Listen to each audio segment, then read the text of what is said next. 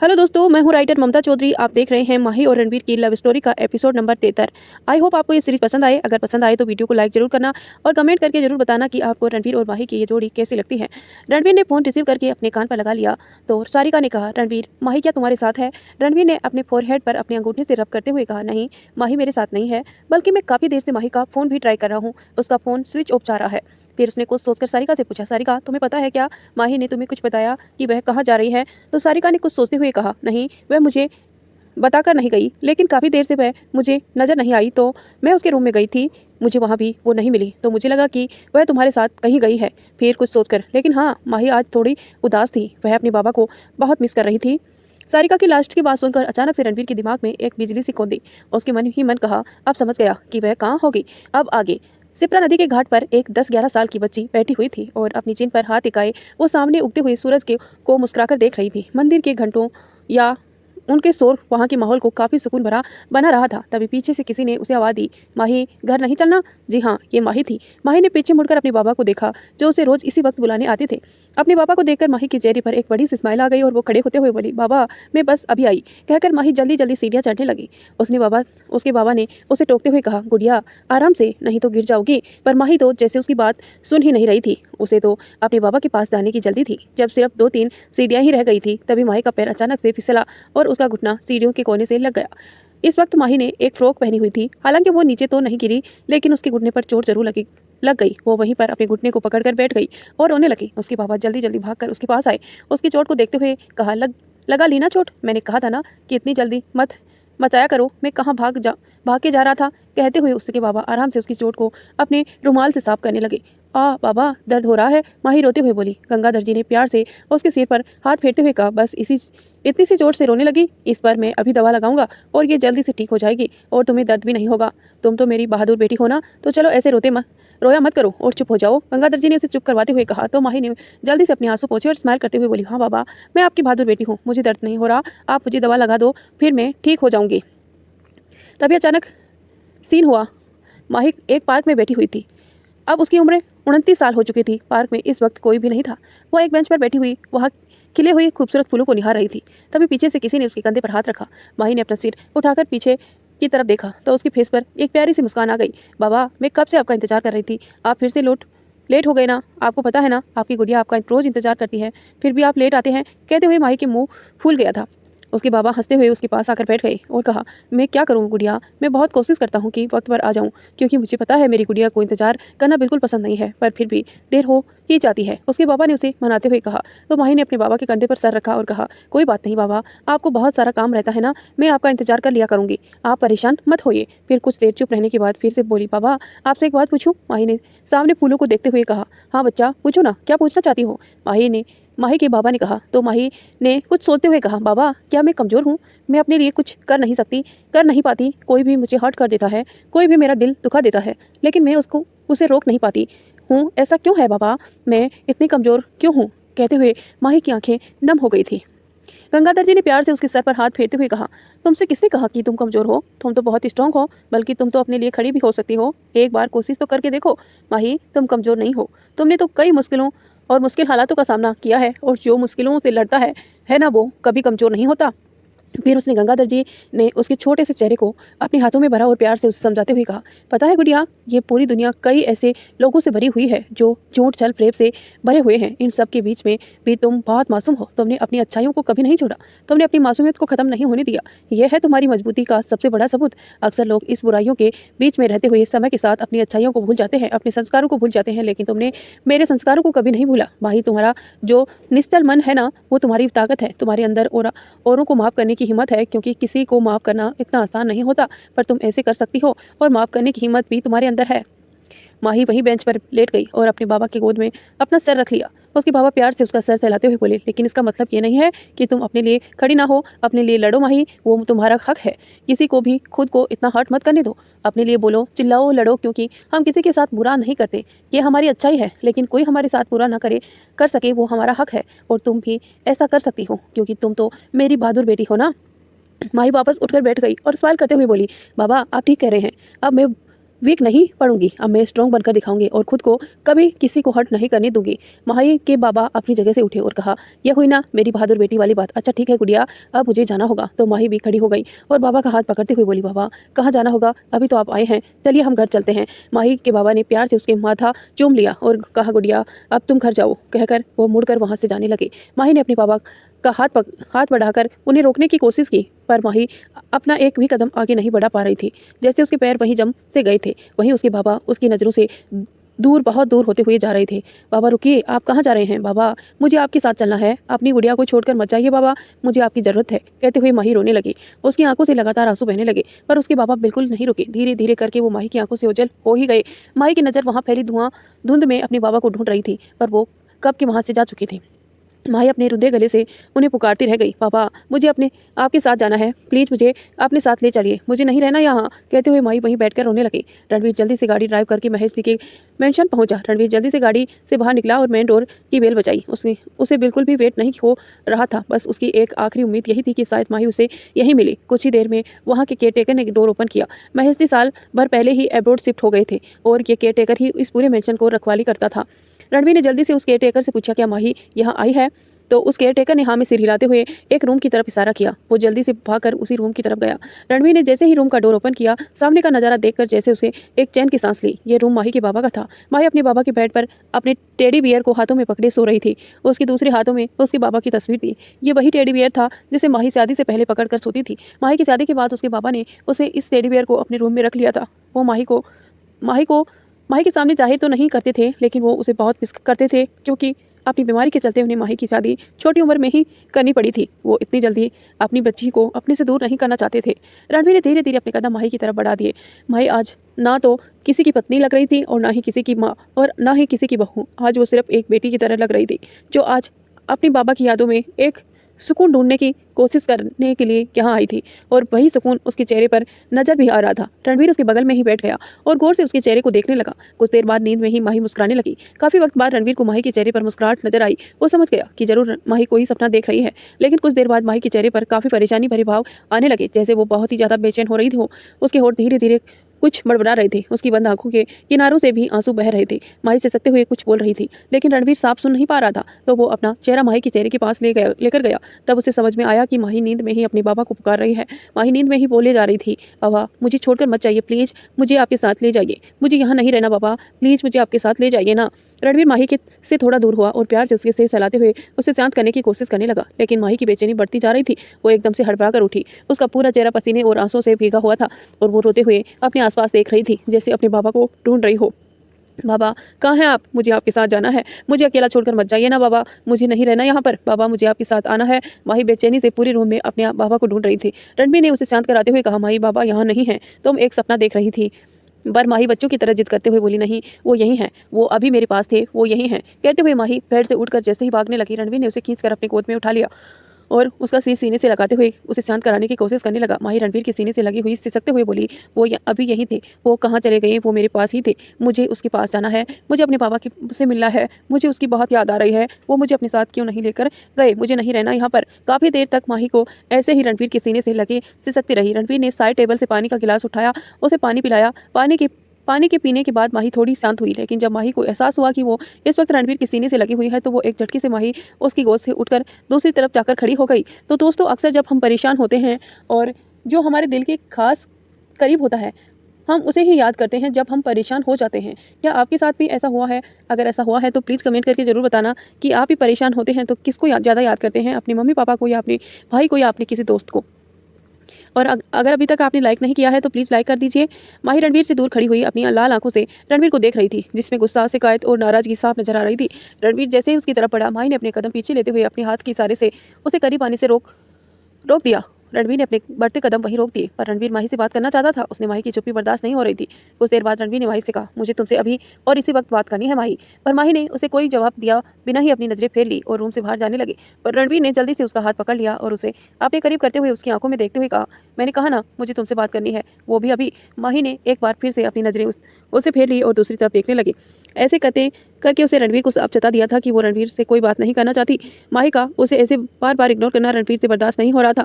उसके दिल में गुस्सा, बेचैनी जैसे भाव एक साथ उमड़ रहे थे। माही, मेरी तरफ देखो और मुझसे बात करो, रणवीर ने अपनी गहरी आवाज़ में कहा तो माही ने उसकी बात जैसे सुनी ही नहीं। वो दूसरी तरफ ही देखती रही। उसके चेहरे से ही लग रहा था कि उसे इस वक्त बहुत गुस्सा आ रहा है। माही का ऐसा उसे बार बार इग्नोर करना अब रणवीर के गुस्से को हवा दे रहा था, लेकिन वो खुद को बहुत कंट्रोल कर रहा था। रणवीर ने एक बार फिर कहा, मैंने कहा ना मेरी तरफ देखो, तो मतलब देखो, और मुझे तुमसे बात करनी है अभी के अभी। रणवीर ये बात भले ही शांत लहजे में बोल रहा था, लेकिन उसकी बातों में उसका गुस्सा साफ झलक रहा था। रणवीर का नेचर ही काफ़ी डोमिनेटिक था, लेकिन आज वो माही को हर्ट नहीं करना चाहता था।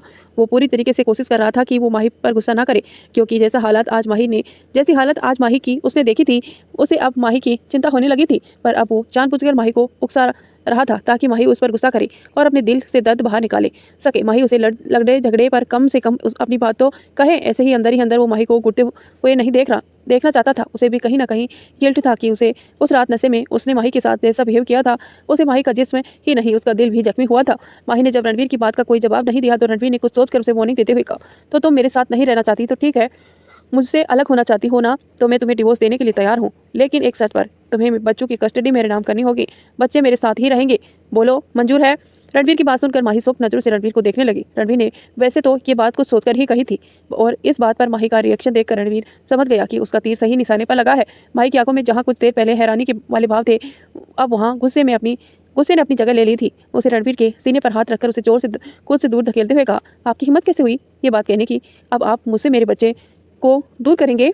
तो एक बात मेरी भी ध्यान से सुन लीजिए, यहाँ पर मैं सिर्फ बच्चों के लिए आई थी, क्योंकि मैं उन्हें उनका परिवार देना चाहती थी। मैं चाहती थी कि उन्हें भी उनके डैड का प्यार मिले, पर इसका मतलब ये नहीं है कि आप मुझसे मेरे बच्चों को दूर कर देंगे।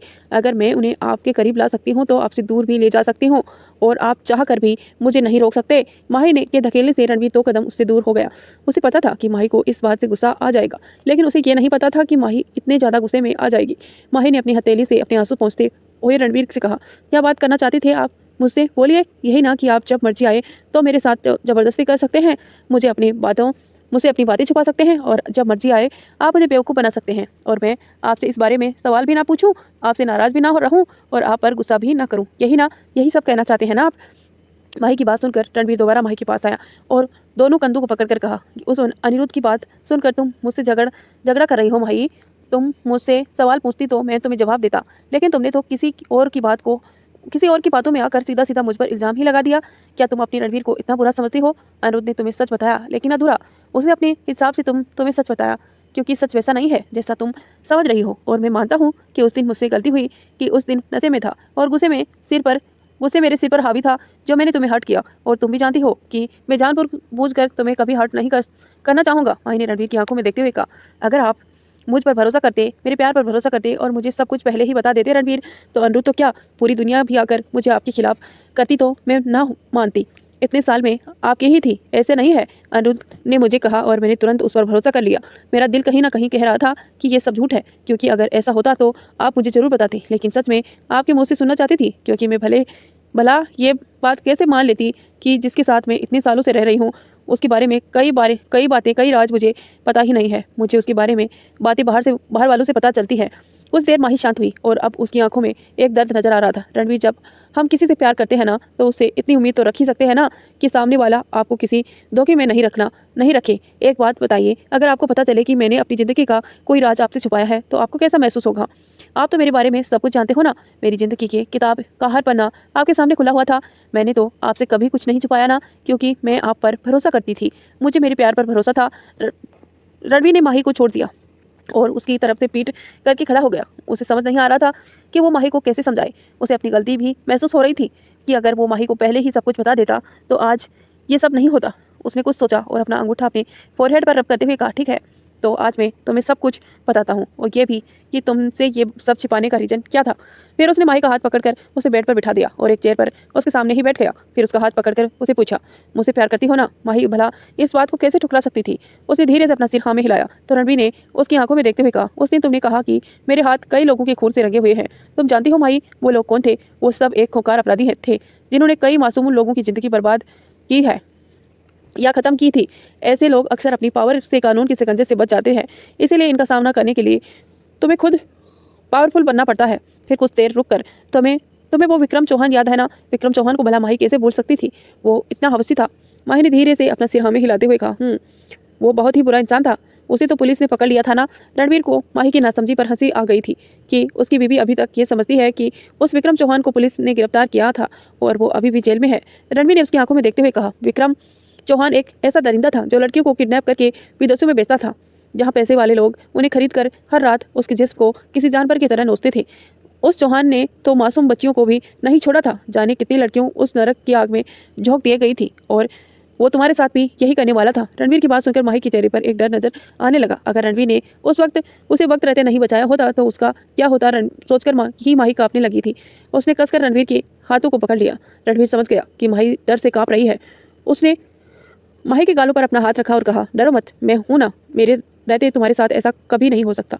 माही ने खुद को संभाला तो रणवीर ने आगे कहा, अगर तुम्हें ऐसा लोगों को सजा देनी हो तो तुम क्या करोगी माही? रणवीर ने पूछा। माही ने थोड़े गुस्से में कहा, ऐसे लोगों को मौत दे देनी चाहिए रणवीर। रणवीर ने माही की आंखों में देखते हुए कहा, मैंने भी उसके साथ यही किया, उसे एक बुरी मौत दी क्योंकि वो इसी लायक था। माही ने अपनी आंखें बड़ी करके हैरानी से कहा, आपने उसे मार दिया? मुझे तो लगा कि उसे पुलिस पकड़ कर लिए गई है। रणवीर ने माही के ऐसे सवाल पर हंसी भी आ गई। उसने अपनी हंसी कंट्रोल करते हुए कहा, अगर उसे पुलिस के हवाले करते तो वो कब का छूट चुका होता, क्योंकि ऐसे लोगों की पहुंच काफ़ी ऊपर तक होती है। इसीलिए मैं ऐसे लोगों की ज़िंदगी ही इनसे छीन लेता हूं और इस जैसे ही कई लोगों को मैंने ख़त्म कर इस दुनिया का बोझ हल्का किया है। तुमने तो सिर्फ विक्रम चौहान के बारे में जाना तो तुम्हारी हालत ख़राब हो गई, जबकि इस दुनिया में इससे भी कहीं ज़्यादा खतरनाक और पावरफुल अपराधी हैं जिन्हें मुझे हैंडल करना पड़ता है। अगर मैं उन्हें कंट्रोल ना करूं तो ये लोग अपनी मनमानी करना शुरू कर देंगे। माही, तुम बहुत ही मासूम हो। तुम्हारे बाबा ने तुम्हें हमेशा एक प्रिंसेस की तरह पाला है। उन्हें तुम्हें बाहरी बुराइयों से हमेशा दूर रखा है। तुमने हमेशा दुनिया का एक साइड देखा है जहाँ सब कुछ अच्छा ही होता है, सब कुछ खूबसूरत होता है, जबकि दुनिया की दूसरी साइड भी होती है जहाँ सिर्फ छल कपट प्रेम बसा हुआ होता है, जहाँ हर कोई ताकतवर बनना चाहता है और इसके लिए चाहे उसे कई मासूम लोगों की ज़िंदगियों के साथ खिलवाड़ ही क्यों ना करना पड़े। और मैंने हमेशा यह कोशिश की है तुम्हारे सामने दुनिया का वो साइड कभी ना आए, क्योंकि तुम ये सब बर्दाश्त नहीं कर पाओगी। इसीलिए मैंने तुम्हें इस सच से दूर रखा। माही अब चुपचाप रणवीर की सारी बातें सुन रही थी। वो अब पहले से शांत नजर आ रही थी, जिसे देखकर रणवीर के बेचैन दिल में भी जैसे सुकून मिल रहा था। तो दोस्तों, ये पति पत्नी का आपसी कन्वर्सेशन आपको कैसा लग रहा है हमें कमेंट करके जरूर बताना। और अगर चैनल पर पहली बार आप स्टोरी सुन रहे हैं तो प्लीज़ वीडियो को लाइक और चैनल को सब्सक्राइब कर लेना, ताकि जब भी मैं वीडियो डालूँ आपको तुरंत नोटिफिकेशन मिले। माही ने पूछा, और वो सनाया के घर जो तुम जाते हो और वो फोटोग्राफ? रणवीर माही के सारे सवालों के जवाब उसकी आंखों में देखते हुए दे रहा था।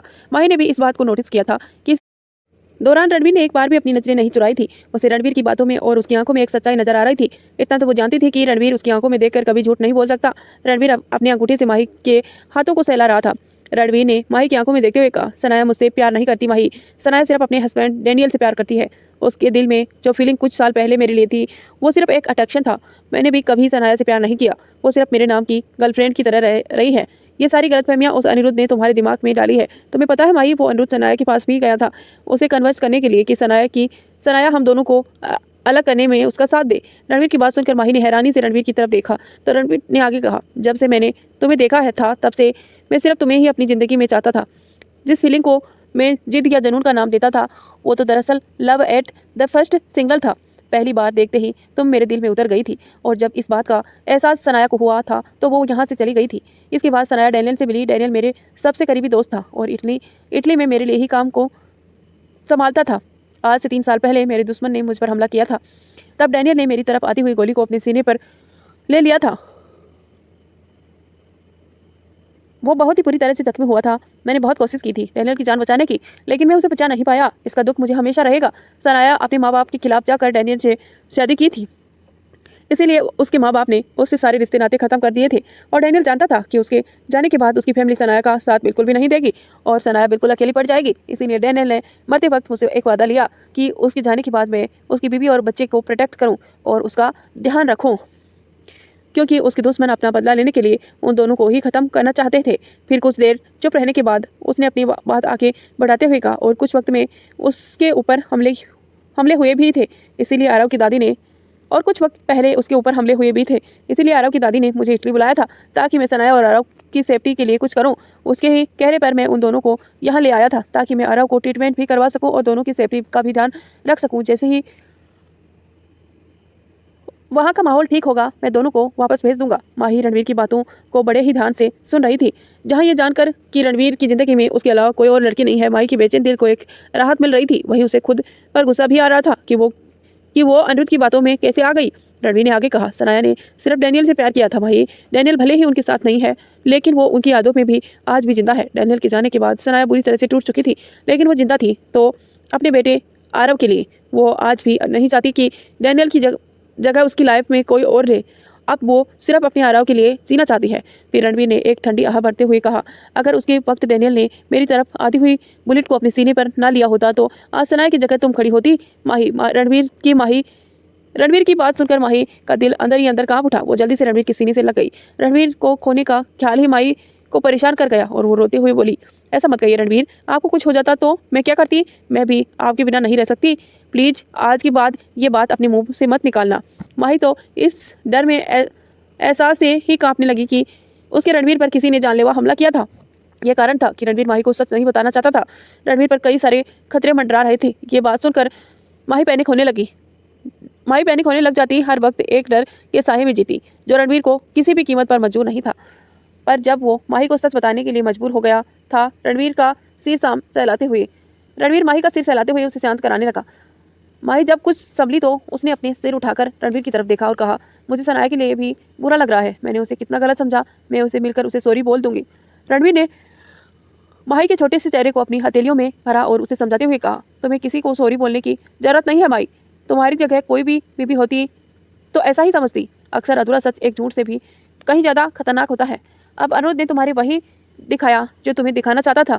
तुम बहुत मासूम हो, इसीलिए उसके इरादे समझ नहीं पाई और उसके जाल में फंस गई। और ये सब तो वो मुझसे बदला लेने के लिए और तुम्हें पाने के लिए कर रहा है। रणवीर की बात सुनकर माही ने धीरे से कहा, हाँ वो बहुत बुरा है। वो जब भी मुझे मिलता उसने मुझे बार बार छूने की कोशिश की। उस दिन भी पार्क में। कहते हुए माही ने अपनी बात बीच में ही अधूरी छोड़ दी। अपना सिर झुका लिया। माही की बात सुनकर रणवीर की भौहें सिकुड़ गई। उसने माही के झुके हुए चेहरे की तरफ देखते हुए अपनी सख्त आवाज में पूछा, पार्क में क्या माही? बोलो, क्या फिर से उसने तुम्हारे साथ कोई बदतमीजी की है? बताओ मुझे। माही ने उसकी बात का कोई जवाब नहीं दिया और ऐसे ही सिर झुकाए बैठी रही। तो रणवीर ने उसकी चीन पर पकड़कर उसके चेहरे को ऊपर किया और उसकी आंखों में देखकर बोला, मैंने कहा मुझे बताओ क्या किया उसने? माही ने अपनी नम आंखों से रणवीर की तरफ देखा और धीरे धीरे करके सारी बातें रणवीर को बता दी कि अनिरुद्ध ने पार्क में उसके साथ क्या किया था। जैसे ही माही की बात बता रही थी, वैसे ही रणवीर के चेहरे के भाव कठोर होते जा रहे थे। उसे अनिरुद्ध पर तो गुस्सा आ ही रहा था, पर माही पर भी गुस्सा आ रहा था कि इतनी बड़ी बात माही ने उसे छुपाई और उस अनिरुद्ध की हिम्मत कैसे हुई उसकी माही को छूने की। माही सिर झुकाए बैठी हुई थी क्योंकि उसे पता था कि रणवीर उसे अब बहुत डांटेगा और ऐसा ही हुआ। तुम जानती भी हो ना वो अनिरुद्ध कैसा इंसान है। वो पहले भी तुम्हारे साथ बदतमीजी कर चुका है और तुम उसे मिलने अकेले चली गई। वो तुम्हारे साथ कुछ भी कर सकता है था। तुम कैसे खुद को बचाती? उसे बोलो। रणवीर सख्त आवाज में उसे डांट रहा था। माही ने अपनी तरफ से सफाई देते हुए कहा, वो पार्क में खुद आ गया था और उस दिन होटल में मैं भी उसके रूम में नहीं गई थी। मैंने उसे साफ मना कर दिया था कि अगर उसे कोई बात करनी है तो गार्डन एरिया में आकर करे, क्योंकि वहाँ और भी लोग मौजूद थे। लेकिन अगर उसने मेरे साथ फिर से बदतमीजी करने की कोशिश की ना तो मैं उसका मुंह तोड़ दूंगी। हाँ। माही की लास्ट की लाइन सुनकर रणवीर को मन ही मन उस पर हंसी आ रही थी। उसने माही की हथेली को पकड़कर उसे किस करते हुए कहा, तुम्हें लगता है तुम्हारे इन नाजुक हाथों में तुम उसका मुंह तोड़ सकती हो? माही को रणवीर का उसका ऐसे मजाक उड़ाना पसंद नहीं आया। उसने रणवीर को गुस्से में घूरते हुए कहा, क्या आपको ऐसे लगता है कि मैं ऐसे नहीं कर सकती? कहते हुए रणवीर की गोद में उठ गई और अपने हाथ बांधकर दूसरी तरफ मुंह फेर कर खड़ी हो गई। रणवीर काफी दिनों से माही को ऐसी बातें मिस कर रहा था। रणवीर ने पीछे से माही की कमर पर अपनी बाहें लपेट ली और उसके कंधे पर अपनी चिन टिकाते हुए कहा, मैंने ये नहीं कहा कि तुम ऐसा कर नहीं सकती हो, पर इसके लिए तुम्हें मेहनत करनी होगी और खुद को स्ट्रॉन्ग भी बनाना होगा। तो माही झट से पलट गई और एक्साइटमेंट में रणवीर से बोली, तो आप है ना मुझे सिखाने के लिए? मुझे ना वो वाली फाइटिंग सीखनी है जो फिल्मों में हीरो विलियन के साथ करता है। जब भी कोई मुझे परेशान करेगा तो मैं वैसे वाली फाइटिंग करके उसकी हड्डी पसली तोड़ दूंगी। हाँ ठीक है, सिखा दूंगा। अब घर चले या और भी कोई बात करनी है? रणवीर ने माही की गालों को सहलाते हुए कहा। माही जो अभी कुछ देर पहले खुश हो रही थी, उसके चेहरे पर फिर से उदासी छा गई। रणवीर ने जब उसे दोबारा उदास होते हुए देखा तो उसे उसकी उदासी का कारण पूछा, हे क्या हुआ? अब तुम इतना सैड क्यों हो? माही ने रणवीर से कहा, मैं आपके साथ कहीं नहीं जा रही, मैं यहीं रहूंगी। रणवीर ने कन्फ्यूजन से पूछा, व्हाट? अब तो मैंने सारी बातें क्लियर कर दी ना, तो अब क्यों नहीं जाना तुम्हें? माही ने रूंधे गले से कहा, आपको जब भी मुझ पर गुस्सा आता है तो आप मुझे हर्ट कर देते हैं। पिछली बार भी आपने कहा था कि आप कभी भी मेरे साथ जबरदस्ती नहीं करेंगे। माही की आवाज़ रुंध गई, पर रणवीर समझ गया कि माही क्या कहना चाहती हैं। उसने माही को अपनी बाहों में भर लिया और उसके सिर को चूमते हुए कहा, ठीक है माही, आज उस रात के लिए तुम मुझे सजा दो। तुम जो भी सजा दोगी मुझे मंजूर है। माही ने सिर उठाकर रणवीर की तरफ देखा और कहा, पहले मेरा हाथ छूकर प्रॉमिस कीजिए। कहकर माही ने अपनी हथेली आगे बढ़ा दी तो रणवीर ने पहले एक नज़र माही की तरफ देखा और फिर उसके हाथ की तरफ। रणवीर ने माही का हाथ पकड़कर कहा, ओके फाइन, तो मैं रणवीर राय कपूर प्रॉमिस करता हूँ कि मेरी वाइफ माही रणवीर राय कपूर मुझे जो सजा देगी वो मुझे मंजूर होगी। जब माही को तसल्ली हो गई तो उसने रणवीर को थोड़ी दूर होते हुए कहा, अब आप प्रॉमिस नहीं तोड़ सकते, और अगर तोड़ा तो। माही अपनी बात पूरी करती उससे पहले ही रणवीर ने अपनी आइस रोल करते हुए कहा, तो मुझे पाप पड़ेगा यही ना। माही ने हाँ में अपना सिर हिलाया और आगे कहा, आज से पूरे 3 महीने तक आप मेरे पास नहीं आएंगे और सोफे पर सोएंगे, बेड पर नहीं, और मुझे किस भी नहीं कर सकते। माही की बात सुनकर रणवीर एकदम से शॉक्ड होकर चिल्लाया, नो, ऐसा नहीं कर सकते तुम, नो नो नो माही, माही नो। तो दोस्तों आप कमेंट करके बताइए कि क्या माही ने रणवीर के साथ सही किया या फिर गलत। और आपने अभी तक वीडियो को लाइक नहीं किया है, ऐसा क्यों करते हैं दोस्तों? प्लीज़ वीडियो को लाइक कर दीजिए, इसमें आपका क्या ही जाता है। और चैनल पर पहली बार स्टोरी देख रहे हैं तो सब्सक्राइब करके बेल आइकन प्रेस कर लीजिए ताकि जब भी मैं वीडियो डालूं तुरंत नोटिफिकेशन मिले। रणवीर आज काफ़ी बुरे मूड में ऑफिस में बैठा हुआ था। आज ऑफिस में ज़्यादातर एम्प्लॉयर रणवीर के गुस्से के शिकार हो चुके थे, इसीलिए वो सभी पूरी कोशिश कर रहे थे कि वो कोई ऐसा काम ना करें जिससे रणवीर को गुस्सा आ जाए। शाम होते ही रणवीर वेदांत के मेंशन चला गया। रुद्र भी वहीं पहुंच गया। वेदांत, रुद्र और रणवीर तीनों ही वेदांत के स्टडी रूम में बैठे हुए थे। तीनों ही एक नए प्रोजेक्ट पर डिस्कशन करने वहाँ आए थे। रणवीर का ध्यान आज अपने काम पर था ही नहीं। इस बात को रुद्र और वेदांत दोनों ने अच्छी तरह से महसूस कर रहे थे। रुद्र और वेदांत ने एक दूसरे की तरफ देखा और रुद्र ने फिर रणवीर से पूछा, Ranveer what happen, is everything fine right? सुबह से देख रहा हूँ तुम अपने काम पर ध्यान ही नहीं दे पा रहे हो, तो आज ऑफिस में भी हर किसी पर भड़क रहे थे। रणवीर ने इंटेंशन के साथ कहा, व्हाट इज राइट? कहते हुए उसने एक सिगरेट सुलगा ली और एक कस लेने के बाद उसे धुआं बाहर छोड़ते हुए वेदांत और रुद्र से कहा, तुम्हें एक फ्री की सलाह दूं, गौर जरूर करना। लाइफ में सब कुछ करना, लेकिन बिना सोचे समझे अपनी बीवी से प्रॉमिस मत करना। वेदांत ने फेक कंस जताते हुए कहा, ओह, मतलब तुम्हारी बीवी ने तुमसे ऐसा प्रॉमिस करा लिया है कि अब तुम्हें पछता रहे हो? So sad. वैसे क्या प्रॉमिस किया है तुमने माही से कि सुबह से बौखलाए घूम रहे हो? कहते हुए वेदांत ने रुद्र की तरफ देखा और एक आइस फीलिंग की। रणवीर ने वेदांत की तरफ घूरते हुए कहा, तुम्हें बड़े मजे आ रहे हैं मेरी हालत देखकर। क्यों? मैं अभी प्रिया और सारिका को जाकर बता दूं कि तुम दोनों कल उस ट्रस्टी मॉडल को कैसे घूर रहे थे। रुद्र जो अपनी ब्लैक कॉफ़ी पी रहा था उसके मुंह में भरी हुई सारी कॉफ़ी एकदम से बाहर आ गई और वो जोर से खांसने लगा। वेदांत हड़बड़ाकर बोला, ये क्या कह रहे हो तुम? हम उन्हें सिर्फ देख रहे थे हमारे न्यू प्रोजेक्ट के लिए, जिसके लिए वो मॉडलिंग करने वाली है। तुमने ही तो सिलेक्ट किया था ना उसे? रणवीर ने एक तिरछी स्माइल के साथ कहा, हाँ मैंने ही उसे सिलेक्ट किया था, लेकिन तुम दोनों जिस शिद्दत से उसे घूर रहे थे वो मुझसे छुपी नहीं है। और रुद्र तुम तो उसे देखकर इतना खो गए थे कि तुम्हारे मुंह से बड़े ही प्यार से निकल रहा था। So hot. रणवीर की बात सुनकर रुद्र अब अगल बगल झांकने लगा। फिर रणवीर ने एक डेविल स्माइल के साथ कहा, और वेदांत तुम्हारे तो कहने ही क्या, gorgeous, mind blank, wow, beautiful. हाँ, क्या इतनी तारीफ कभी तुमने प्रिया की है? चलो मैं खुद भी उसे पूछ लेता हूँ। कहकर रणवीर जैसे ही प्रिया को आवाज़ देने लगा, वेदांत एकदम से हड़बड़ाकर चिल्ला पड़ा, क्या कर रहे हो रणवीर? ऐसे भी कुछ नहीं बोल रहा था, तुम बड़ा चढ़ाकर बोल रहे हो। रुद्र ने भी वेदांत का साथ देते हुए कहा, हाँ रणवीर, मुझे भी याद है, हमने ऐसा कुछ नहीं कहा था। तुम पिटवाना चाहते हो क्या हमें हमारी बीवियों से? रणवीर ने कुछ सोचने की एक्टिंग करते हुए कहा, अच्छा नहीं कहना था क्या? कोई बात नहीं, तो मैं उस मॉडल को तुम दोनों की बीवियों के से ही मिलवा देता हूँ, फिर वही उन्हें बात बता देंगे कि तुम दोनों ने उनकी तारीफ में क्या क्या कसीदे पड़े थे। अभी मैं उसे कॉल करके बुलाता हूँ। कहकर वो जैसे ही नंबर डायल करने लगा, दोनों एक साथ बोले, ओके फाइन, हम अपनी गलती मानते हैं, अब तुम ऐसा कुछ भी मत करना, तुम सही और हम गलत। Mahi man will be man. Ranveer ने अपने फ़ोन वापस रखा और खड़े होते हुए एक अंगड़ाई लेते हुए बोला, चलो मैं अब थक गया हूँ तो मैं चला सोने, अब मेरा मूड भी काफ़ी हद तक ठीक है। वेदांत और रुद्र दोनों ही रणवीर की खा जाने वाली नज़रों से घूर रहे थे। दोनों के ही मन में यही चल रहा था, हाँ हमारा जीना हराम करके तुम्हारा मूड तो हल्का हो ही गया ना। रणवीर जाने के लिए जैसे ही मुड़ा तो कुछ सोचकर वापस पलटा और एक डेयर स्माइल के साथ बोला, don't miss with me my form now on. Ranveer ने अपने दोनों हाथ अपनी पॉकेट में रखे और उसे विसल बजाते हुए वहाँ से चला गया। रुद्र ने उसे जाते हुए देखा और कहा, यह कभी नहीं सुधरेगा, बचपन से हमारी मोम से पिटवाता था और अब हमारी शादियों से हमारी बीबियों से पिटवाने की तैयारी कर रहा है। अरे क्या हो गया है? अगर हमने उस मॉडल की थोड़ी सी तारीफ कर दी तो? हाँ सिविल राइट है, right really hot, civil really hot, Vedant ने हंसते हुए कहा और अपना सीट लाया और वापस अपने लैपटॉप में काम करने लगा। सनाया अपने रूम में आरव को सुला रही थी। कल सुबह जल्दी ही आरव की सर्जरी के लिए हॉस्पिटल में एडमिट करवाना था। आरव की सर्जरी की वजह से सनाया को काफ़ी घबराहट हो रही थी, क्योंकि सर्जरी काफ़ी रिस्की थी। उसने अपने खोए हुए बेटे को अपने सीने से लगाया और उसका सिर चूमते हुए बोली, कुछ नहीं होगा मेरे आरव को, एक तुम ही तो हो मेरे जीने की वजह, मेरे और मेरे डैनियल के प्यार की निशानी। मेरे बच्चे, तुम जल्दी ही ठीक हो गए जाओगे और नॉर्मल बच्चों की तरह अपनी लाइफ जियोगे, स्कूल जाओगे, खेलोगे और वैसे ही शरारती करोगे। लास्ट की बात की सोचते हुए सनाया के होठों पर एक स्माइल आ गई। उसकी आंखें नम थी। उसका नम आंखों से आंसू एक एक कतरा बनकर आरव के गालों पर आ गए। वह अभी अपनी सोच में ही गुम था कि तभी डोर बेल बजने की आवाज़ आई, जिससे उसका ध्यान उस तरफ चला गया। उसे आवाज़ को सही तरह से बेड पर लेटा उसने आरव को सही तरह से बेड पर लेटाया और रूम से बाहर आ गई। वो रूम से बाहर हॉल में आई तो देखा कि उसके सामने अनिरुद्ध खड़ा था, जो उसे ही एक डेविल स्माइल के साथ देख रहा था। जब डोर बेल बजी थी तब मेड ने डोर ओपन कर दिया था। अगर सनाया ने डोर ओपन किया होता तो शायद वो अनिरुद्ध को अंदर नहीं आने देती।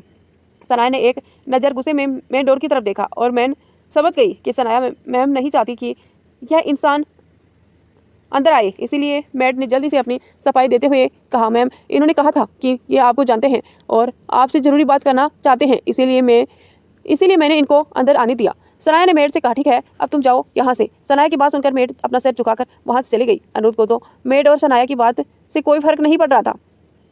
वहाँ तो आराम से आकर सोफे पर बैठ गए थे और दोनों की ही बातें सुन रहे थे और काफ़ी देर से मेड का यहाँ से जाने का वेट कर रहे थे। जैसे मेड वहाँ से चली गई तो अनिरुद्ध ने सनाया से कहा, तुम्हारा गुस्सा आज भी वैसा का वैसा ही है, शायद बदली नहीं हो तुम। सनाया को अनिरुद्ध की किसी बात में कोई इंटरेस्ट नहीं था। उसके साथ उसने अपने हाथ अपने सीने पर बांधे और थोड़े गुस्से में कहा, वो सब छोड़ो, अब तुम यहाँ बताओ कि यहाँ क्या है और क्यों आए हो। सनाया की बात सुनकर अनिरुद्ध पहले तो हंसा, फिर खड़े होकर अपनी पॉकेट में हाथ डालकर सनाया के पास आया और उसकी आंखों में देखते हुए बोला, बड़ी जल्दी है, भूल गई तुम मेरे यहाँ आने का मतलब। मुझे पता चल गया था कि तुम मेरे साथ नहीं रहना चाहती हो। मैं तो तुम्हारी फ़ायदे की बात ही कर रहा था। अब तुम्हारा अपना फ़ायदा नहीं देखना चाहती हो तो कोई बात नहीं है, पर मैं भी किसी न किसी तरफ से अपना फ़ायदा निकाल ही लेता हूँ। कहते हुए अनिरुद्ध सनाया के बहुत करीब चला गया। अनिरुद्ध ने ऐसे करीब आने से सनाया थोड़ी अनकंफर्टेबल फील कर रही थी और उसने अपने कदम पीछे की तरह मोड़ लिए। अनिरुद्ध की तरफ अपनी अंगुली पॉइंट करते हुए कहा, पहली बात तो यह कि तुम मुझसे दूर रहकर बात कीजिए। दूसरी बात मैं तुझे बता दूं अनिरुद्ध कि तुम जैसे एक घटिया इंसान अपने फायदे के अलावा कुछ और सोच ही नहीं सकता। इंसानियत नाम की चीज़ जो नहीं है ना तुम्हारे अंदर। सनाया की बात सुनकर अनिरुद्ध पहले तो जोर से हंसा, फिर अपनी हंसी रोककर सनाया के मुंह पकड़कर अपने करीब किया और उसकी आंखों में देखते हुए एक एक शब्द पर जोर देते हुए बोला, इंसानियत, फायदा, ये सब बातें तुम बोल रही हो सनाया? भूल गई उन दिनों को जब तुम खुद ऐसा हुआ करती थी? तुमने भी तो किसी का फायदा उठाया था ना। कहते हुए अनिरुद्ध की आंखों में एक अजीब सी भाव उभर आए थे। वहीं अनिरुद्ध की बात सुनकर सनाया की नजरें अपनी तरफ झुक गई थी। सनाया अपनी बाहें छुड़ाने की कोशिश करते हुए बोली, अनिरुद्ध मेरा हाथ छोड़िए। पर अनिरुद्ध ने उसका हाथ छोड़ने के बजाय उस पर अपनी पकड़ और कस ली और फिर कहा, क्यों, सच बुरा लग गया सनाया? अब खुद तुम्हें आईना दिखा दिया है। जब खुद तुम्हें आईना दिखा दिया है तो तुम नज़र नहीं मिला पाई खुद से। सनाया ने झटके से अपनी बाहें अनिरुद्ध की पकड़ से छुड़ाई और चिल्लाते हुए बोली, हाँ उठाया था मैंने फायदा, लेकिन उस सनाया में और आज की सनाया में जमीन आसमान का अंतर है। अनिरुद्ध वक्त बदलता है और लोग भी बदलते हैं। मैं भी बदल गई लेकिन तुम नहीं बदले अनिरुद्ध, तुम आज भी वैसे के वैसे ही घटिया हो। कहकर सनाया दूसरी तरफ मुंह फेर कर खड़ी हो गई। अनिरुद्ध ने एक बार फिर उसकी बाहों में पकड़कर उसे अपने करीब पलटा और अपने दोनों दांत पीसते हुए गुस्से में बोला, तुम अब चाहे मेरे साथ दो या ना दो, मैं अपना मकसद पूरा कर के ही लूँगा, लेकिन एक सच्चाई का आईना तुम्हें और दिखाऊंगा सनाया कि मैंने ऐसा होने की वजह कौन है। ये तुम भी जानती हो। इसलिए इंसानियत, प्यार, मोहब्बत और इन सब पर भरोसा नहीं करता मैं। दुनिया में हर कोई अपना फ़ायदा देखता है। मैंने देख लिया तो क्या गलत किया, मुझे जो कैसे भी चाहिए वो तो कर ही लूंगा, लेकिन छोड़ूंगा तो तुम्हें भी नहीं। सनाया अनिरुद्ध की पकड़ से सनाया की बाहों में बहुत तेज दर्द हो रहा था। दर्द की वजह से उसकी आंखें नम हो गई थी, लेकिन उसने अपने दर्द की परवाह न करते हुए अनिरुद्ध से कहा, माही का ख्याल अपने दिमाग से निकाल दो अनिरुद्ध, वरना रणवीर तुम्हें छोड़ेगा नहीं, तुम्हारी जान ले लेगा वो। माही से वो जुनून की हद तक प्यार करता है। सनाया की बात ने अनिरुद्ध को एक बार फिर से ऐसे हंसा जैसे सनाया ने उसे कोई जोक सुनाया हो। फिर अपनी हंसी कंट्रोल करते हुए बोला, रणवीर मेरी जान कभी नहीं लेगा सनाया, क्योंकि उसके पास इसका एक रीजन है। तो उसके पास क्या रीजन है कि आप हमें कमेंट करके बताना, क्योंकि जिसने हमारी स्टोरी कंटिन्यू रीड की है उसे पता होगा कि अनिरुद्ध की जान रणवीर कैसे नहीं ले सकता है, उसका क्या रीजन है। और हाँ, अगर आपको स्टोरी पसंद आई है तो प्लीज़ लाइक ज़रूर करना और कमेंट करके ज़रूर बताना, और अगर चैनल पर पहली बार हैं तो चैनल को सब्सक्राइब करके बेल आइकन प्रेस कर लेना। हम इस स्टोरी को यहीं एंड करते हैं, मिलते हैं नेक्स्ट पार्ट में। धन्यवाद दोस्तों यहाँ तक बने रहने के लिए।